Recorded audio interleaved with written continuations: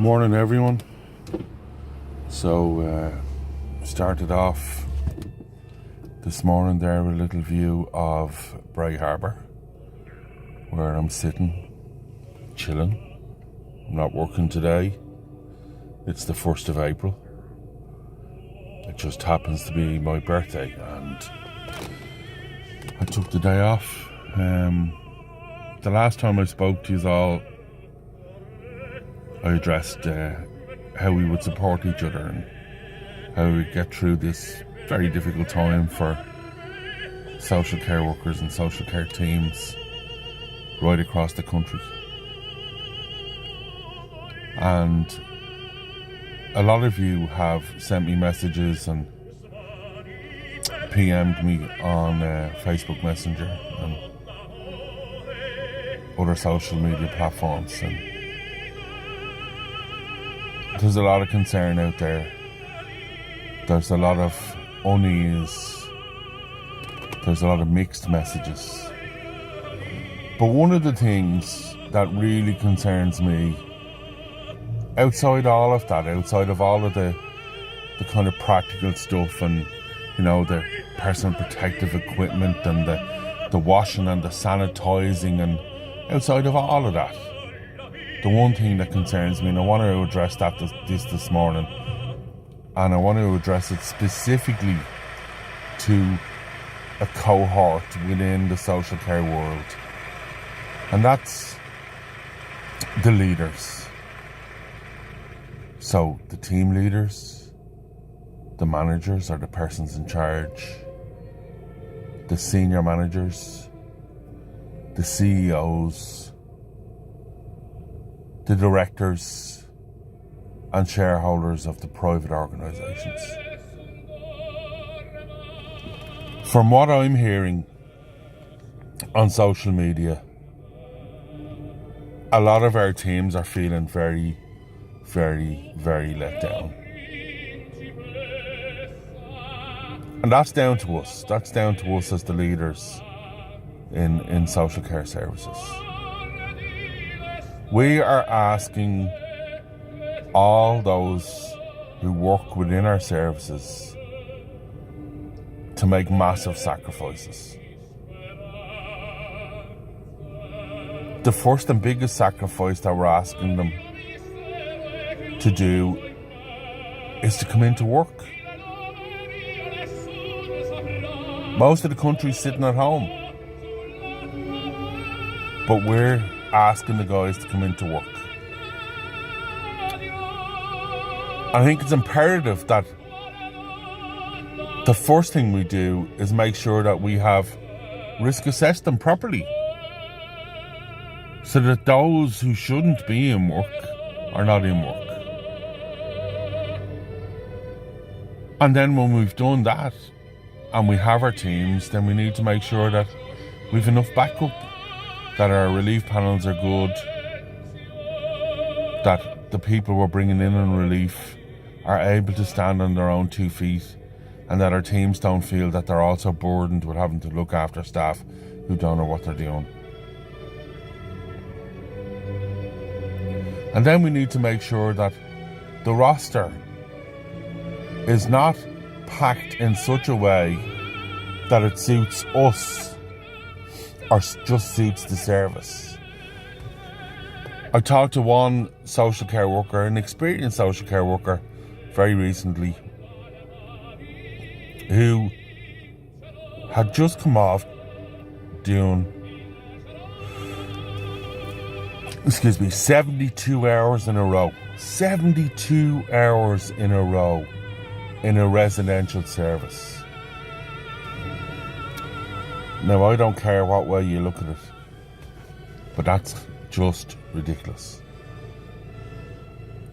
A, it's putting your staff and your service users in grave danger. B, it can't comply with current legislation. And C, when all of this is over, you're going to have staff walking away from your organisation. So from a leadership perspective, it doesn't make sense.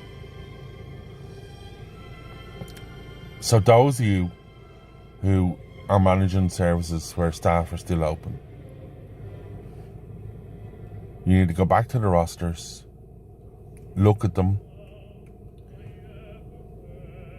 make sure that your teams have enough time off the floor. And I don't mean that just as in day on, day off, day on, 2 days off, whatever. I mean on a daily basis that they get off the floor. That they get off to have a break, that they get off to have a bit of lunch. If you're a manager or a team leader or even a senior manager and you are accessing services yourself, you're standing shoulder to shoulder, you're in your office, in the building that your team are working in, get out of your office and offer to go down onto the floor and allow the lads to have a break. Make sure that the roster is strong enough so that you're not leaving 2 staff by themselves, that you have at least 3 staff on, or depending on the amount of service use you have, but you have at least 3 staff on so that 1 can go for a break and 2 can man the floor. These are strange times and strange and difficult times. And as leaders, we need to stand up and be counted. We need to make sure that our staff and our teams and the people that we work with on a daily basis are served properly by us. The ones that are off, that can't come into work for whatever reason, because they're sick or because they are compromised in some way, pick up the phone. Touch base with them. Make sure that they're okay. Make sure that they know we still support them.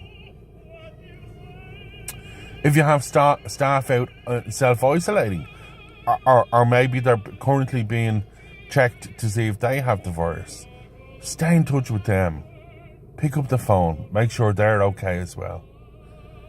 And the guys who are on the floor on a daily basis, make sure that you're taking time to safely sit down with them and see how they're doing.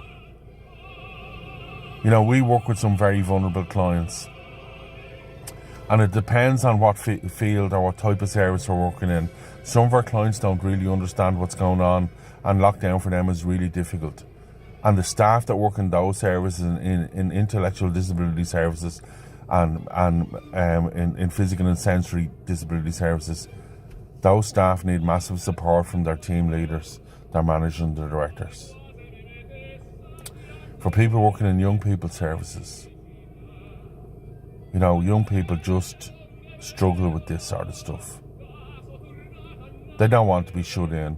A lot of them are coming from traumatised backgrounds. They may be living with an attachment disorder as well, you know, or they may be ADHD or on the spectrum.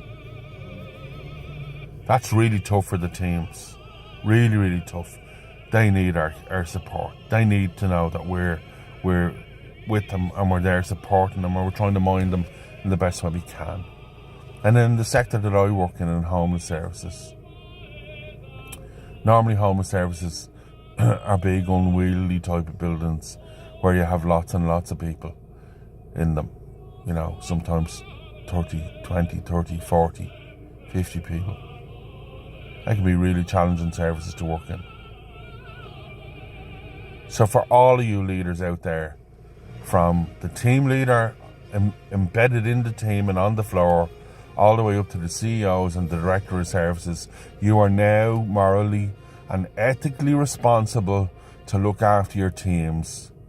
Not to just throw them into the front line and go, okay, you need to cover 3 shifts or you need to cover 4 shifts.